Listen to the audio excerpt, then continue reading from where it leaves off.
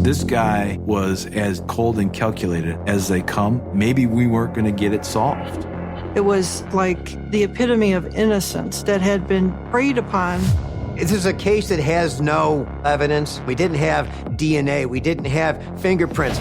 Step inside the court of law with the new true crime podcast, American Justice. We realized we have 4 men who answered the same ad for a job on a farm. My brother Ralph went to interview and he was never seen again. A podcast that explores impactful crimes and reveals how our justice system works. You have to consider that there are more possibilities than one. And sometimes how it doesn't. We have to find whoever this monster is. Go in depth into chilling cases and their conclusions in this new true crime series. You just have a pit in your stomach thinking, how many people are we going to find? New episodes of American Justice are available every Wednesday, wherever you get your podcasts.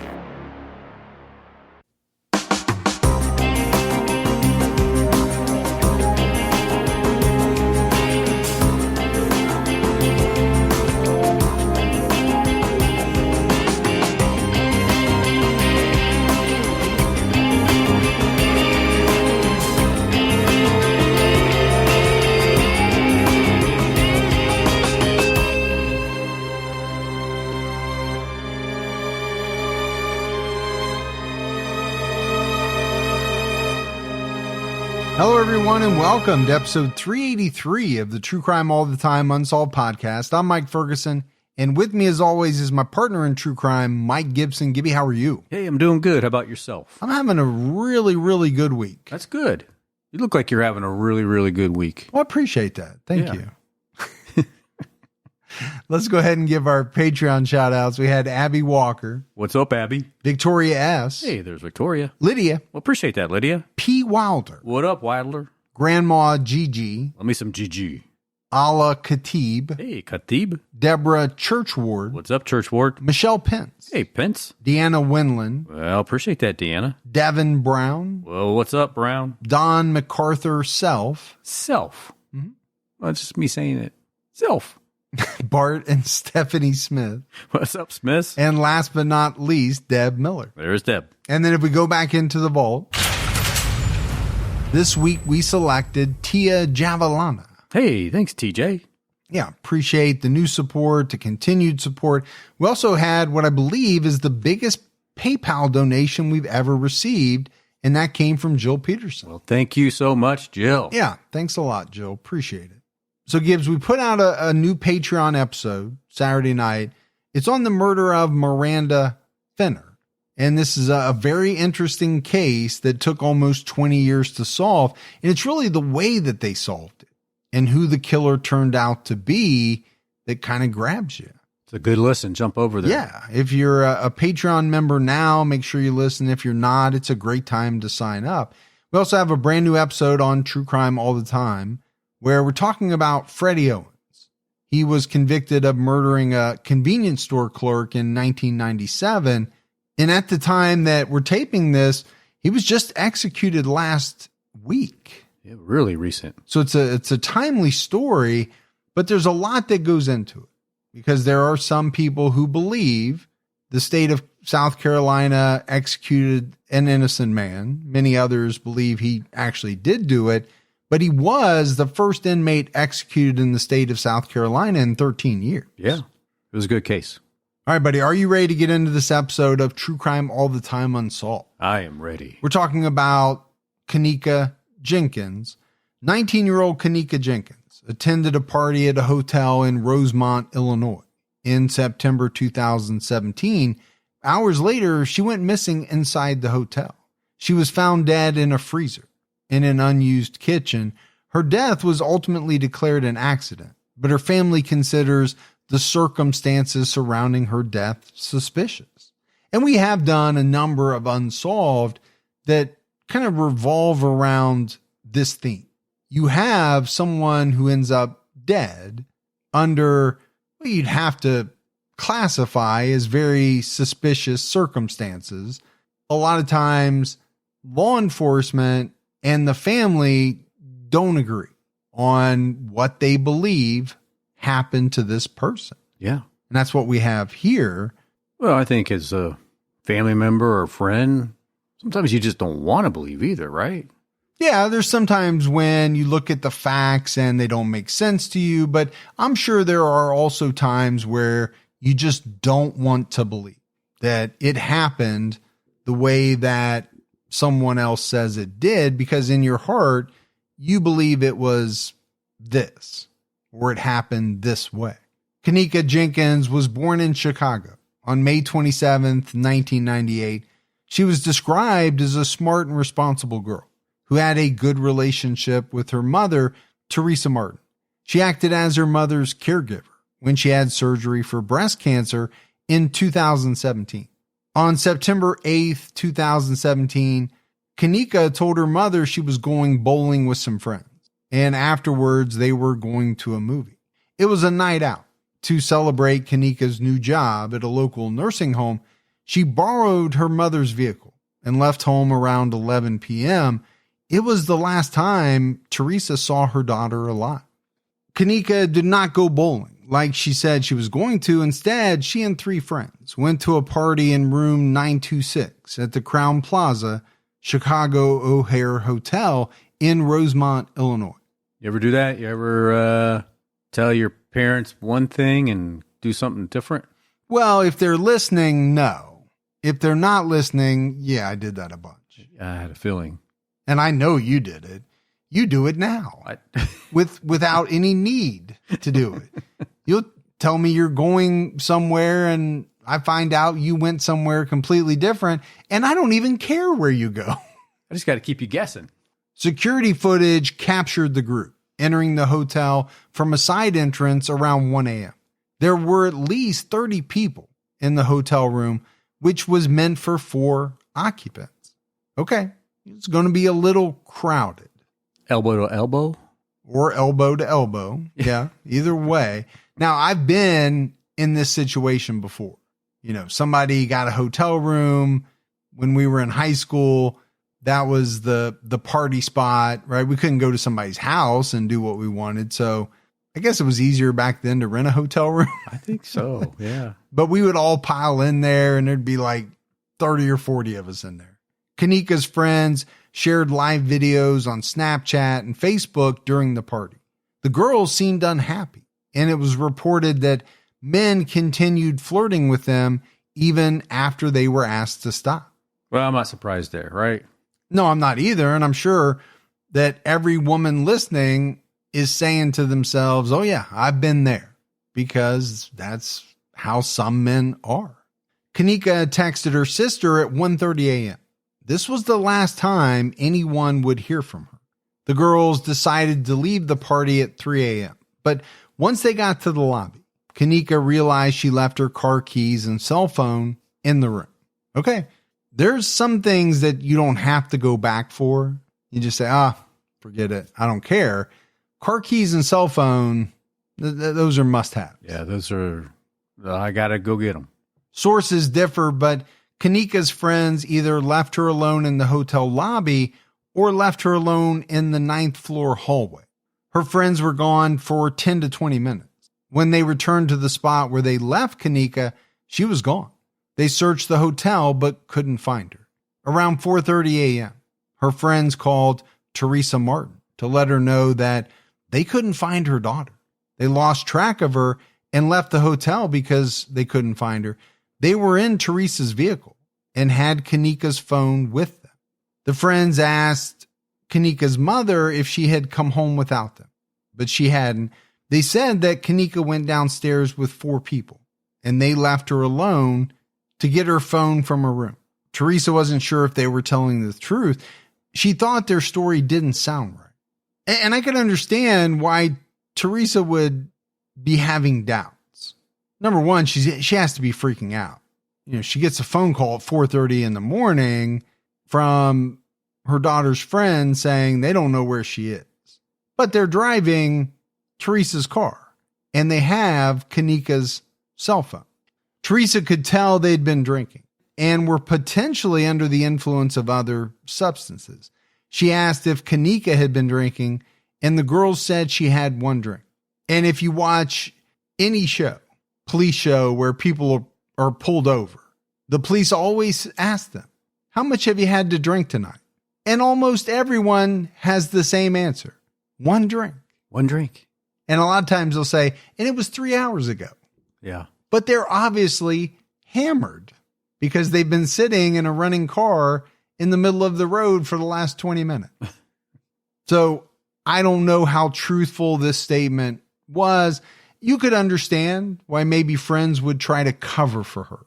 They don't want her mom to know that she had been drinking a lot or maybe taking other substances. So they would say, hey, she only had 1 drink. According to Teresa, Keneka did not handle alcohol well. And even 1 drink was too much for her. I mean, some people really can't handle alcohol very well. No, I remember when my wife and I first started dating, she was not a drinker at all. She's still not much of one. But we were at a Japanese steakhouse and she had a Mai Tai. The next thing I know, I look over, her head is on the stove. Now, luckily, that part of the stove was not turned on. Yeah, that's a good thing. But, yeah, it got bad quick. It was pretty funny when you look back at it. Yeah. Yeah, my friends always still laugh about it to this day. Keneka's friends drove to Teresa's home to bring her to the hotel to continue searching. And I still can't imagine what is going on in Teresa's mind. You know, you're woken up most likely by this phone call. And to your point, Gibbs, she thought they were going out bowling. Oh, yeah. So she's finding out that not only didn't they do that, they went to a hotel. There was some drinking involved. But the biggest thing is they don't know where her daughter is. Teresa arrived at the hotel around 5 a.m.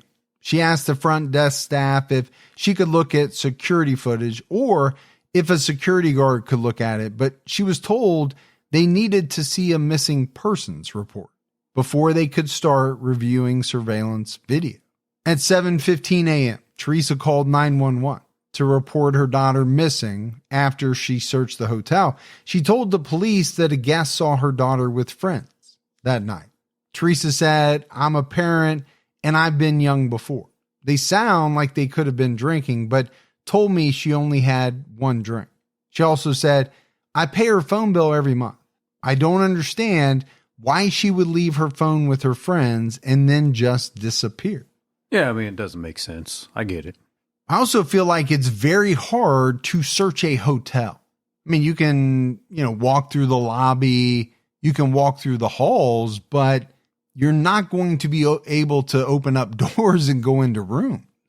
No, and there's a lot of other spaces that if you don't have the keys, you're not going to be able to get into. There's maintenance rooms, there's ballrooms and things like that. A lot of places that are closed off to visitors. Exactly. The dispatcher told her that Keneka's friends could be lying and Keneka might be passed out drunk in a hotel room. And that obviously could be one scenario. Could be. But there could also be many others. According to the Washington Post, the dispatcher specifically told Teresa, what I would recommend is just go home, relax a little bit, give it some time. All we know, she very well still could be in the room. She could just be passed out. You know how it is. You're drinking the night before, you know what I mean. Yeah, okay. But wouldn't it just be as easy to say, you know what, let's do this report. That way the security at the hotel can review some tapes and maybe they can shed some light on this. Well, I'm not denigrating this 911 dispatcher at all, but if you're the mother of someone, who you believe is missing, I don't really think that's what you want to hear. Just go home, relax. No, I can't relax because I think my daughter is missing. Yeah. Also, if she's passed out in that room, I got to figure out a way to get into that room and find out what's going on. And do you really think I'm going to go home and relax? Just go home and relax a little bit. That's not going to happen. Keneka's older sister, Lenore Harris, reported her missing to the Rosemont police later that morning. Authorities contacted the hotel around 1:15 p.m. Hotel staff and the police canvassed public areas of the hotel and the 9th floor, where Keneka was last seen. Around 3 or 4 p.m., the police reviewed security footage. and told Teresa they didn't see Keneka. Initially, only the cameras at entrances and exits were checked. So they only checked the main cameras getting in and out of the hotel. Yeah, and then let's also talk about how long it took for all of this to begin. I mean, we're now in the very, very late afternoon. The family left and came back to the hotel a third time at 6 p.m. on September 9th. They knocked on doors to ask guests if they had seen Keneka. Hotel staff called the police to complain that they were creating a disturbance. A responding officer listened to the family and agreed to view video footage again. Well, her family is definitely persistent. Yeah, and I get it. Would they be creating a disturbance by knocking on all these doors? Yeah, probably so. But if you're the family, do you really care? No. At that point, because my assumption is you're very single-minded. You're Liam Neeson. Whatever has to be done to find my daughter is what I'm going to do. I think we would do the same. Yes. And, if you have to call the police, call the police. If they tell me I have to leave, well, then I have to leave. But you may have to drag me out of here kicking and screaming, because if I thought this is where my daughter was, it's going to be tough to get me out of there. But you have this officer that shows up, agreeing to look at the footage around 10 p.m. The officer found footage of Keneka stumbling through the hotel lobby at 3:20 a.m. She appeared to be extremely intoxicated, to the point, Gibbs, where she was stumbling into the walls. We know, based on what her mom said, she doesn't handle alcohol very well. A second search team was dispatched to follow Keneka's last known movements. She was captured getting into an elevator and going to the lower level of the hotel. She stumbled down one hallway, walked upstairs into another hallway, and at one point walked into a men's restroom. You ever walked into the wrong restroom? Not accidentally. I have. I actually did it at the last CrimeCon. Embarrassing. Maybe. Allegedly. But, I get it. Her mom said that she doesn't handle alcohol well. But to me, this doesn't sound like someone who's had one drink, right? Stumbling into walls, almost falling down. I guess there are some people that have such a low tolerance. Maybe one drink could do that. But it sounds to me more than likely she had either more to drink or some other substance in her body. Yeah. Keneka eventually made her way to a kitchen that was under renovation and not in use at that time. The last recording showed her walking through the back of the kitchen towards the freezer. The unit had a cooler in front with a second door leading to the freezer. The cameras didn't capture Keneka actually entering the freezer. This freezer was still running, even though the kitchen was not in use, because it was storing extra food. The Chicago Tribune reported that the temperature inside the freezer unit could get as low as 8 degrees. Well, that would be very cold. Yeah, and cold to the point that it would kill you in a fairly short amount of time. Right. The police speculated that Keneka opened the door, walked in, and couldn't get out. At 1 a.m. on September 10th, 2017, a hotel employee found Keneka dead inside the freezer. She was lying close to the door, with her head near one corner of the freezer. Her hair was messy, and one of her shoes was off. It was lying near her body. She was wearing jeans, a cropped jean jacket, and a white bra, all of which were frozen. A pink tube of lip gloss and a black hair tie were found near her body. Well, obviously this is going to be sad for the family, but thank goodness this officer decided to view the camera footage again. Yeah, because if not, who knows how long it would have been before, I don't know, somebody went in to get some food. Yeah. Eventually she would have been found, but how much time would have passed? Yeah, we don't know how much time would have passed. Keneka had an abrasion on her right ankle and a purple contusion on her right leg, most likely from not having a shoe on. There were no other wounds on her body and no signs of a struggle. I've seen movies in the past where people get stuck or locked in freezers. And I think that would be a nightmare. But I also wonder, after they portray this so many times on movies and things like that, you would think all these walk-in freezers would have some type of way out, safety mechanism. And maybe they do. I just know how they portray them in some movies and things like that. So that I'll always kind of... Yeah, I thought most of them have a button that allows you to get out. Yeah. And remember, she doesn't have her cell phone either. And who knows if it would have even worked inside that freezer. Well, that's true. That part I don't know. Kenneka's first autopsy was inconclusive, but the police did not suspect foul play. The autopsy found no evidence of sexual assault. So let's kind of expand on this. Police did not suspect foul play. And I kind of understand why at this point they wouldn't. First of all, you have a video. Right. So if there was foul play, would you not expect to see someone else on that video, putting her in the freezer or with her at that time? Yeah, I think you would. You think somebody would have been right next to her or following her, or you would see somebody during that time frame. You have in the video her obviously impaired. From what we don't know, but she was obviously impaired, stumbling. There was no evidence of sexual assault, and there was no signs of a struggle or any type of wounds.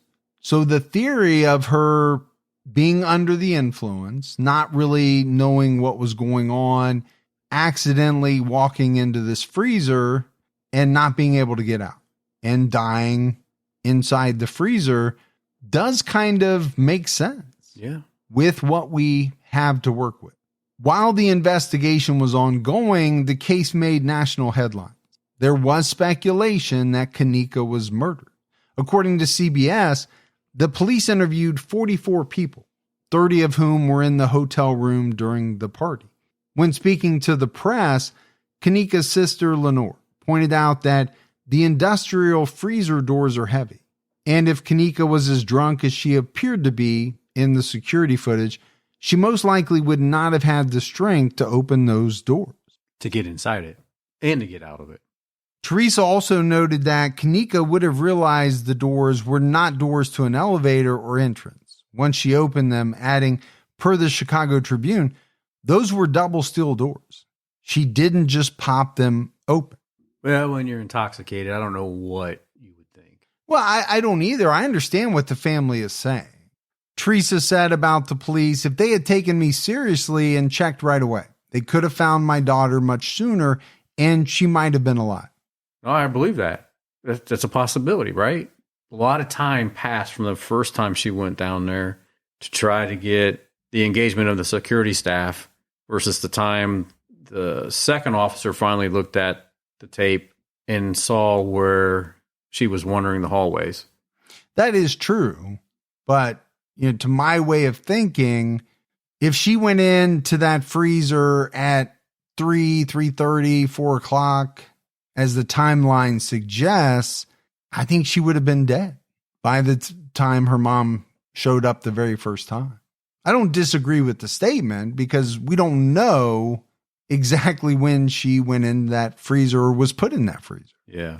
But at 8 degrees, without any type of winter coat, jacket, and I don't even know if that would make a difference. Yeah, hypothermia is going to set in pretty quickly. Teresa said to WGN-TV, I believe someone in this hotel killed my child. The surveillance video of Keneka's last movements was released on September 16, 2017. At the time, people were demanding to see footage of Keneka entering the freezer, but a spokesperson for the Crowne Plaza Chicago O'Hare Hotel and Conference Center told CBS Chicago that there is no footage of Keneka walking into the freezer because there were no cameras pointing directly at the entrance. On October 6, 2017, the Cook County Medical Examiner's Office announced that Keneka's manner of death was an accident. Her cause of death was hypothermia. Alcohol, caffeine, and the medication topiramate were deemed significant contributing factors to her death per Newsweek. Keneka's blood alcohol content level was 0.112, which is fairly high. I mean, I think that's above the legal limit in probably every state. Well, she was partying with some friends in a hotel. Topiramate is a prescription drug that can treat epilepsy, migraines, muscle spasms, and can help with weight loss.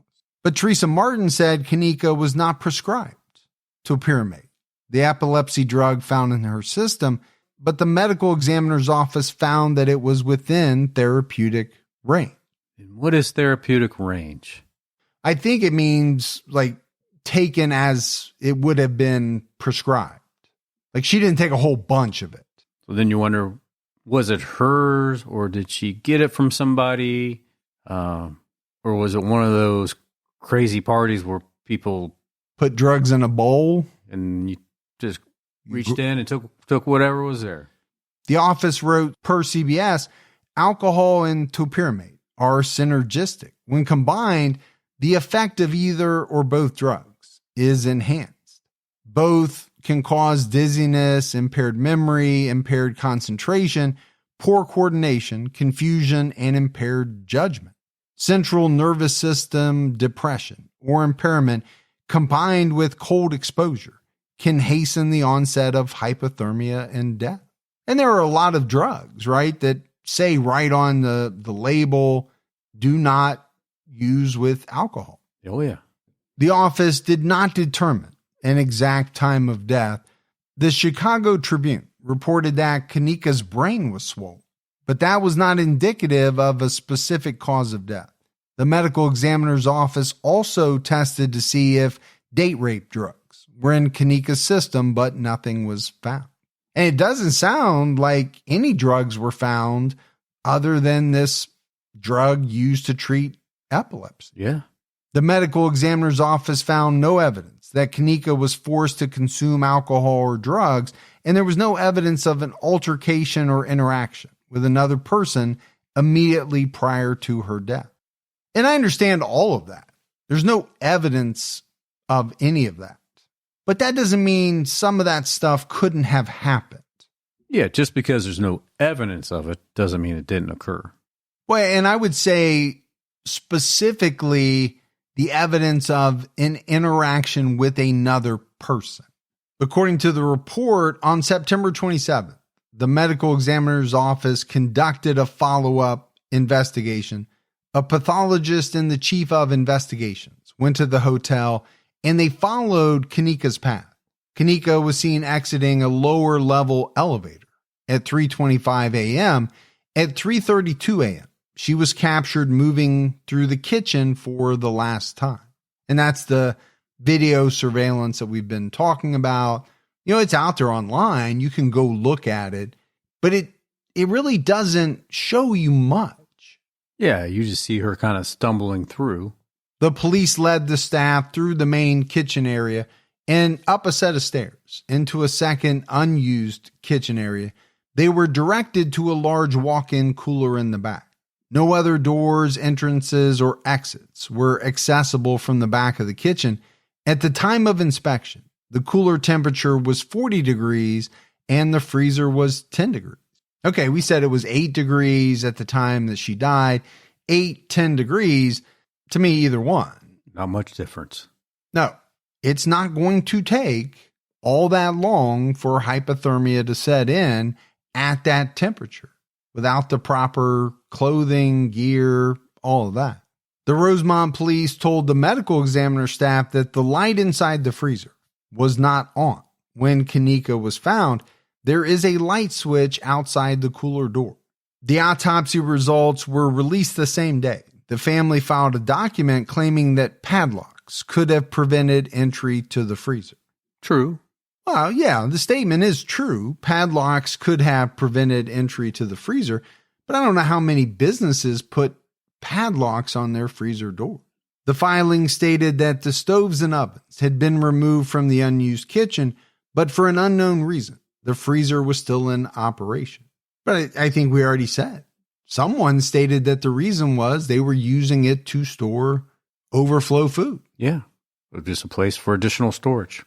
And pretty difficult to remove a walk-in refrigerator freezer unit, where it's going to be a little easier to remove stoves and things like that, even commercial stoves. The court filings also revealed that the family attorneys did a private investigation and found no evidence of an attack or sexual assault.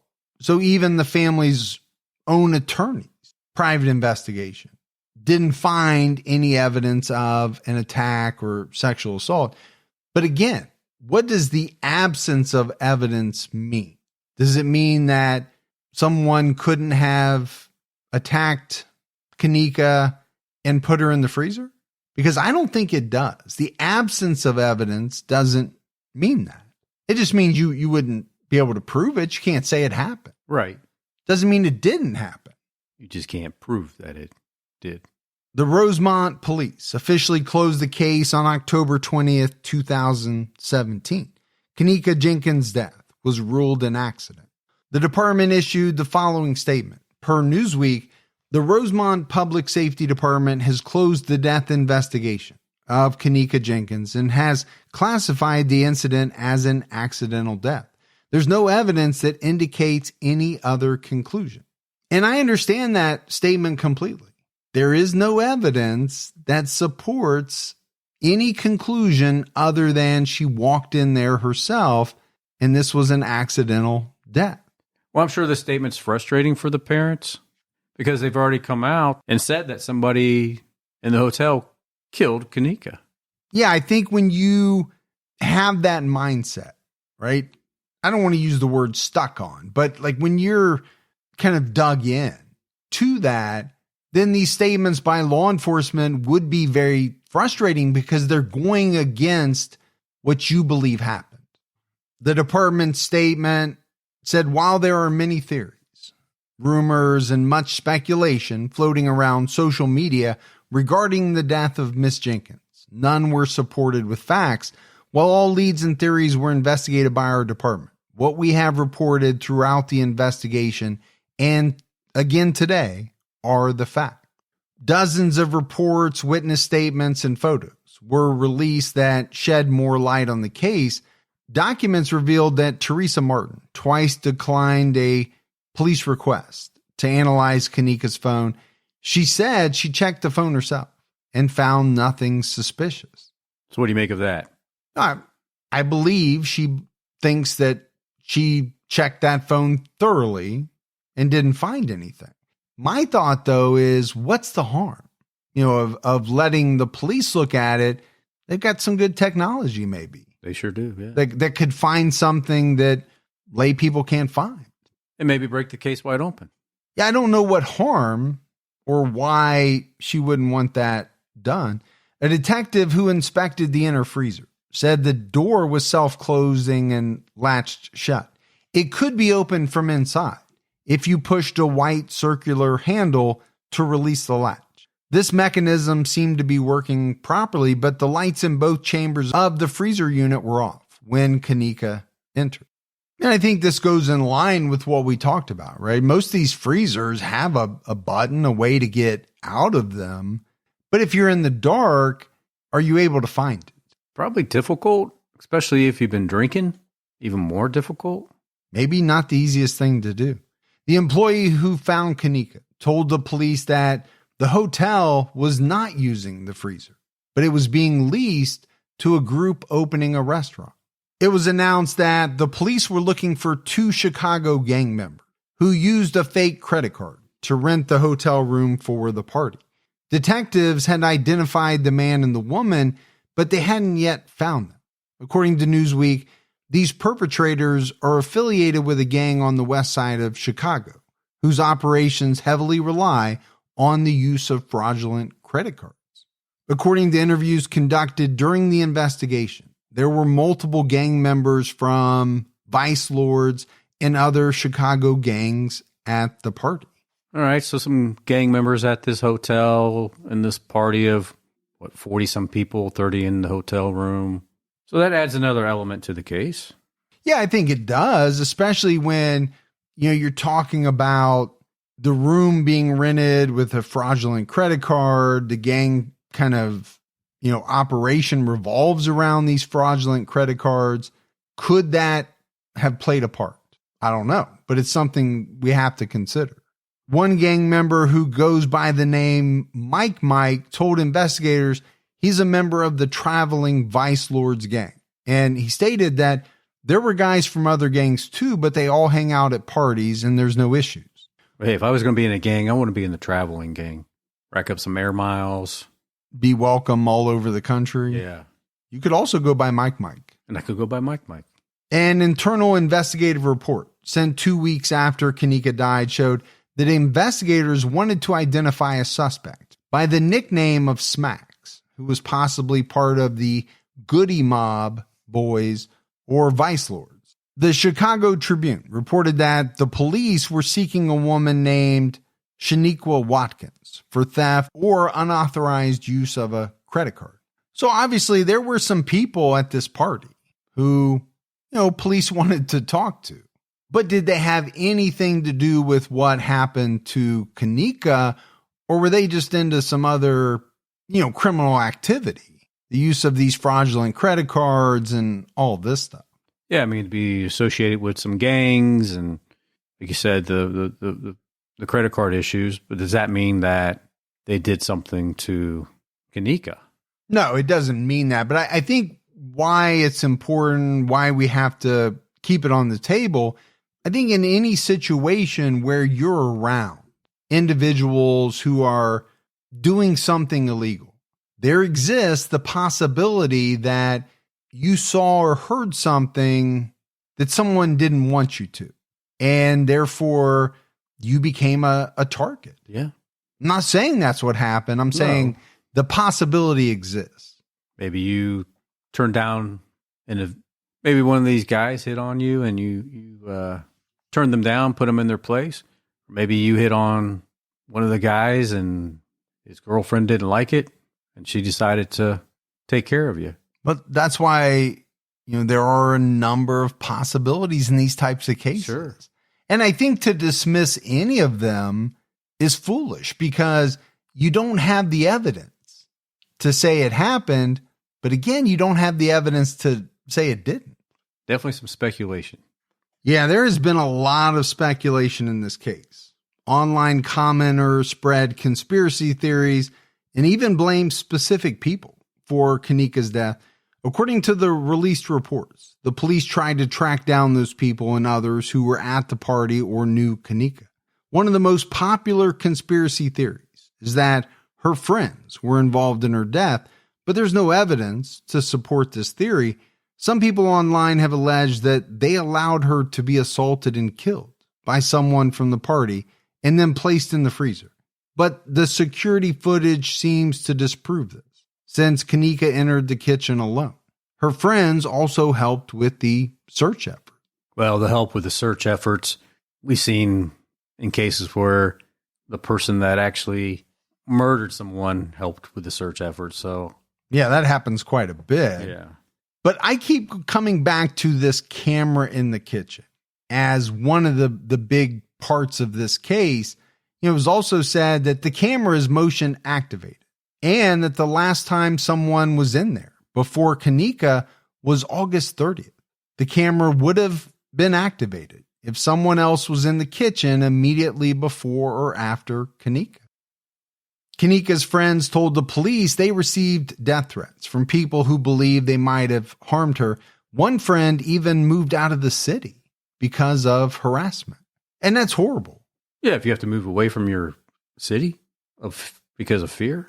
And harassment, especially if you had nothing to do with it because, you just lost one of your good friends. And now you're dealing with this on top of it. The police received an anonymous call on September 11, 2017, from a woman who claimed she saw Keneka at the party. She claimed one of Keneka's associates was a member of a blood gang and could have accepted a $200 payment for her death. This number was referenced in a Facebook Live video of the party. An officer told one of her friends, some people are speculating that Keneka was sold for $200.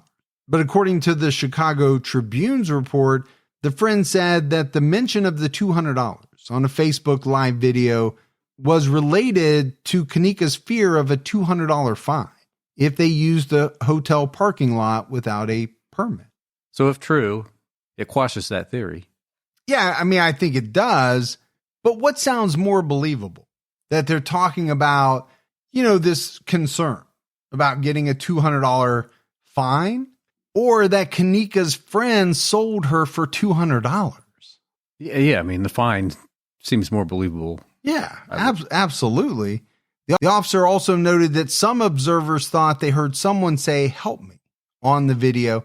Keneka's friend believed the "help me" was from a song playing in the background. Several people who were interviewed said that the party spilled into the hallway, and there was at least one complaint. And how could there not be if you've got 30, 40 people in a room that is supposed to be occupied by 4 people?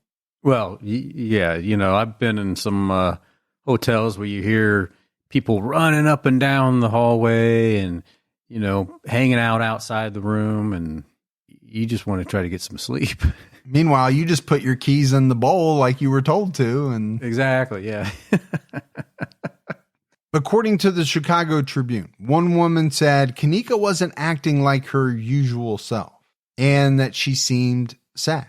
Keneka was reportedly sad because her boyfriend was in jail. According to part of a police report quoted by Newsweek, she stated that throughout the night, Keneka would get up and dance a little and then sit back down and become sad. The woman believes it was because she was having fun and her boyfriend was locked up, so she felt guilty for having a good time. Multiple people said that Keneka drank straight from a bottle of Hennessy during the party. One person said she drank most of the bottle.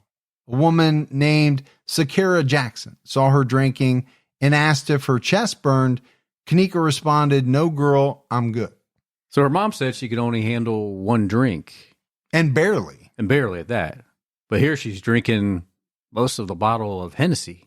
And if true, could help explain what you see in the video. The stumbling, the way that she's walking. Now, several people said they saw Keneka drinking, but not smoking marijuana or taking other drugs. And we said it, right? There were no illegal drugs found in her system. A childhood friend recalled that Keneka was swaying. When he arrived at the party, he saw Keneka and 2 friends walk out of the party, but one of them returned to get her phone. A half hour later, he saw 2 of her friends who informed him Keneka was missing. According to the police report, he stated that they didn't make a big deal about it and they didn't make it seem important. So they just left the hotel. Well, I get that though. I've been to parties when I was younger, and you go with several people and you're ready to go and you can't find somebody and you're like, okay, we're just going to go ahead and go. We tried to find them. Obviously they're somewhere else with somebody or whatever. So let's go. And you leave. I don't think it's that unusual. No, I don't either, except for the fact that they all came together and they came in Keneka's mom's car. So leaving her would for sure mean that she didn't have a ride home, but you're also leaving and you're driving her mom's car without her. So it's a little different. It is a little different, but I get the gist of what you're saying. A lot of times people go off and they don't tell you where they're going. They don't tell you who they're going with. The police reports also included text messages. One individual texted another to say Keneka was drunk and missing. The other person responded, "Find Keneka, and I can't believe y'all lost her." Another disproven conspiracy theory was that the hotel was responsible for Keneka's death and used the freezer as a cover-up. So people have alleged that she was killed off camera, put into a garbage bag, and then dumped in the freezer to make it look like she went in there on her own. Others allege that there was a motive for the hotel to cover up what happened because the room was booked with stolen cards and there was underage drinking and illegal drug use going on. The hotel also received a noise complaint, but the party continued. Well, look, the illegal drugs, the underage drinking, The fact that the party was allowed to continue, that is a problem, and obviously using the stolen credit cards. But that doesn't mean that there's some cover-up around her death. No, you're saying people from the hotel would kill this girl. And how would that even cover up all of these things that were going on? Yeah, it's not going to make the situation better. If anything, it just brought it to light. Yeah, exactly. Nobody probably would have even known about this party had that not happened. So, I mean, I usually say don't take anything off the table, but that one sounds very far-fetched to me. Another theory claims that the video evidence was tampered with and someone was following Keneka while she was walking through the hotel. Again, the police haven't found any evidence to support these theories. No, but I will say, if somebody wants to bad enough, I think they can tamper with video surveillance. Yeah, if they had it and had time to use software and all of that. But you have this police officer, granted, some time has elapsed. I get that. But he's there at the hotel reviewing the security footage. So, who would have tampered with it? Somebody at the hotel? Again, as part of some massive cover-up? Unlikely. In October 2017, it was announced that the city of Chicago was considering fining and revoking licenses of hotels if anyone was hurt or killed in a freezer or a restricted area on the property.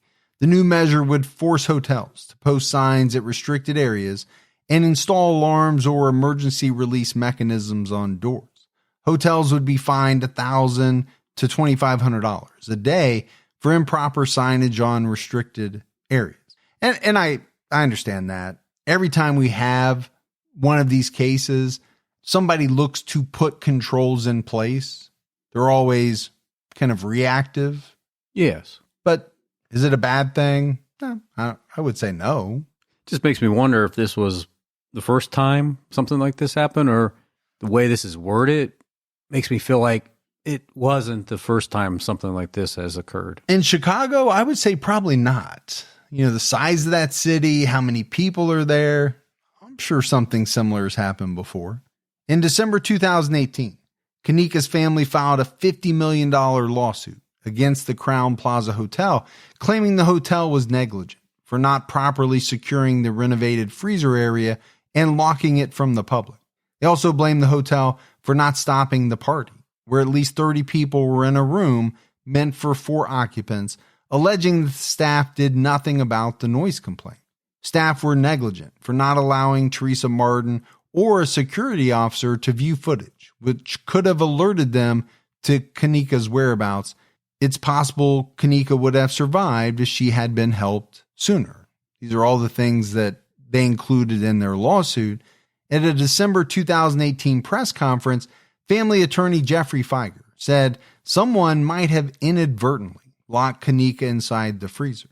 He said the latch has a button that allows it to be locked from the outside, which could potentially trap someone inside.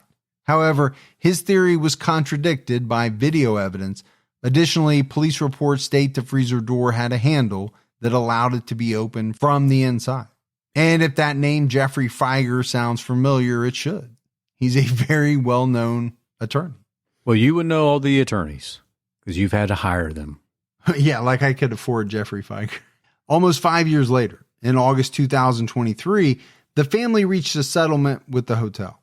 At first, the family attorney said the terms of the settlement would remain sealed because of various threats made against various individuals in the case. But in December 2023, court records were made public, revealing that the family agreed to a $10 million settlement. Teresa Martin will receive $3.7 million. Other family members received $1.2 and $1.5 million. Another $3.5 million would cover attorney fees, and $6,000 would cover the cost of the funeral. And that's why Jeffrey Feiger would take that case. $3.5 million. So as we wrap this one up, Gibbs, although this case is technically closed, there is still a ton of speculation and rumor surrounding the death of Keneka Jenkins. Some aspects of the case remain unexplained to the public. such as the presence of topiramate in her system, everyone agrees that Keneka was far too young and she died under very tragic circumstances. I think the big question is, what were those circumstances? Right. Was this an accident? Did she drink too much, kind of stumble into the wrong area and get trapped in a dark freezer, not knowing how to get out and freeze to death? Or was there something more nefarious to it and someone helped her into that freezer, I'll put it that way, and left her there to die? Because I don't know what other options there would be. Yeah, I agree with you. I just hope that either way, in that freezer, that she didn't suffer. Maybe the alcohol had her pass out and she just wasn't able to feel that type of pain. Yeah, I keep coming back to this camera because from everything you read, law enforcement makes it sound like there's really no way that someone else could have been in that kitchen. Yeah. They would have been caught on camera. It was motion activated. But is there some way that someone could have skirted the camera? They make it sound like no. I don't know. And if that's the case, if it truly is, it's hard to think that someone else was involved because they would have been caught on the camera. Now, if there was a way to skirt this camera, then the possibilities open up. But we still would have no idea what the motive was. Was it something that stemmed from the party? Did it have something to do with some of these gang members or, the criminal acts that were going on? No idea. Yeah. I just, I think about, what Teresa said. If they would have broke the party up, maybe this would have never happened. If they would listen to Teresa when she wanted to see more of the video camera at that time, who knows what would have happened. But, she had a feeling that something happened to her daughter at that hotel and wanted to investigate it a little bit more. And it took too long to get to that point. Well, the $10 million settlement kind of tells you that either the hotel didn't want to go through some protracted litigation, right, because of expense, or because they knew that there was the potential a jury could award them even more for some of these same things that you're talking about. And I think a jury would have. I think they made... It's very possible. Yeah, I think they made a good judgment call. In settling. Yeah, absolutely. And a lot of times there's very smart people calculating the odds. Yes. And telling the hotel, you should settle for this amount. Right. Because it's in your best interest. But all of that could be true, and Keneka Jenkins' death could still have been an accident. Oh, absolutely. You just would have found out sooner. And for me, probably the toughest part about this one is I don't know how we'll ever know. Is there going to be some kind of bombshell evidence that breaks this open, or is somebody going to come forward who has knowledge of exactly what happened other than what's on that video? Yeah, I don't think so. Yeah, I don't know that it will happen. But that's it for our episode on the suspicious death of Keneka Jenkins. We got some voicemails. You want to check those out? Let's hear them. Hi, Mike and Mike. I've been listening to your podcast for a long time. I, too, am in a paint booth where I just hear nothing but you guys. You keep me entertained. I have a funny story for you. I found out that my husband was cheating on me, and while we're working it out, I told him, I listen to a bunch of true crime, so I know how to pin a murder on you. So I'd mind your P's and Q's. So it kind of made him scared, so it's kind of funny, though. He thought it was funny, but I really love you guys, and you're doing a great job. Thanks for all you do. Have a good one. Keep your own time ticking, guys. She called Leo out, didn't she? Yeah. Used his name and everything. Yeah. That's what you get, Leo. That's right. You SOB. No. But very rarely do you hear someone say, I have a funny story for you. My husband cheated on me. Yeah. And then it goes from there. Exactly. Thank you. Hey, y'all. I don't remember which episode I was listening to. Probably the latest one. I don't know. Anyway, when when Gibby said, barking up the wrong pole, I had a mouthful of Coke, and now my Coke is all over my vents and my radio. So I'm going to need Gibby to come to Southeast Texas and clean that up. Thank you. Bye. Oh, keep your hometown ticket. Well, I can come down there. I'm good at doing some scrub-a-dub-dub. I think I'm going to start calling you Gipsy. Gipsy. You look like a Gipsy. Gipsy. For some reason, that seems like it might work. I don't think so. I don't think you're going to stand for that. No. But, I mean, at the very least, I think you should clean her car. And I understand how she feels, you know, after you spilled that large McDonald's Sprite in my brand new SUV. It was like the big gulp size, man. It was huge. It was massive. Why you thought you needed a Sprite that big in the first place, I don't know. Why you thought you could hold it with your feet, I don't know. You actually, I will say, you held it together better than I thought at that moment. I didn't get physical or anything like that. You can definitely tell you weren't pleased. I was not happy. Oh, all right, buddy. That is it for another episode of True Crime All the Time Unsolved. So for Mike and Gibby, stay safe and keep your own time ticking.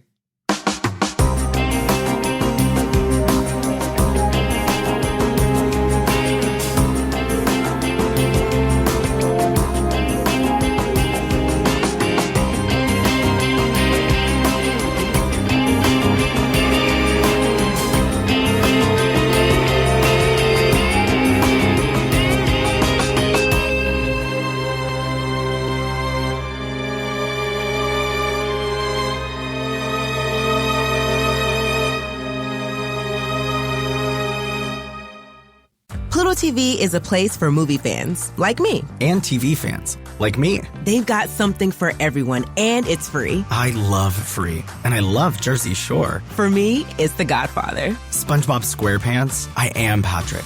Patrick is me. Oh, Forrest Gump, come on. Criminal Minds, solving crime after bedtime.